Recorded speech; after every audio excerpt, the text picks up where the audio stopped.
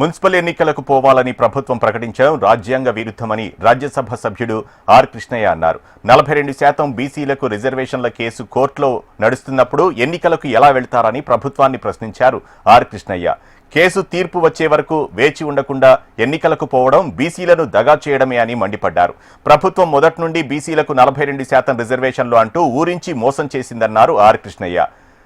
CM BC వ్యతిరేక వైఖరి మార్చుకోవాలని సూచించారు. అధికారులు ప్రకటించిన లెక్కల ప్రకారం బీసీలకు రిజర్వేషన్లను 28% కుదించారన్నారు రాజ్యసభ సభ్యుడు ఆర్ కృష్ణయ్య.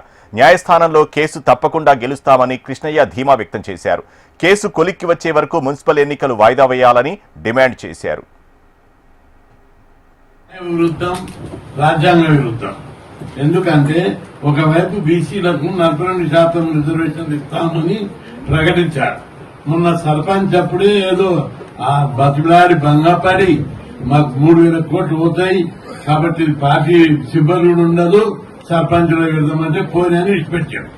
ఇప్పుడు పార్టీ సింబల్ ఉంటుంది, కోట్ల కేసు ఉంది, దీనికి పర్మిషన్ లేదు, కోట్ల కేసు నడుస్తుండగా ఏ విధంగా వీళ్ళు ఎన్నికలకు వస్తారని నేను సవాల్ చేస్తున్నాను. కోట్ల కేసు ఉండగా చేత కేసు మాట్లాడి వాదులాడి చర్చ చేసి వాదోపవాదాలు జరిగి బలాబలాలు చూసుకొని కేసు తీర్పు వచ్చిందాక వేరు చూసి వీళ్ళు ఎన్నికలకు పోవాలి గాని ముందే ఎన్నికలకు పోవడం అనేది చాలా దుర్మార్గము. బీసీలను దగా చేయడం, బీసీలను మోసం చేయడం తప్ప మరేమి కాదని చెప్పి హెచ్చరిస్తున్నాం. బీసీలంతా అబ్జర్వ్ చేస్తున్నది రాష్ట్ర వ్యాప్తంగా.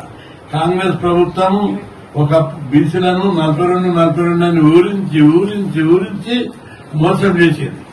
మళ్ళీ ఇప్పుడు కూడా మోసం చేయడానికి కుట్ర చేస్తుంది అనే విషయం స్పష్టంగా కనిపిస్తుంది. ముఖ్యమంత్రి రేవంత్ రెడ్డి గారు తన వైఖరిని బీసీ వ్యతిరేక వైఖరి మార్చుకోవాలి.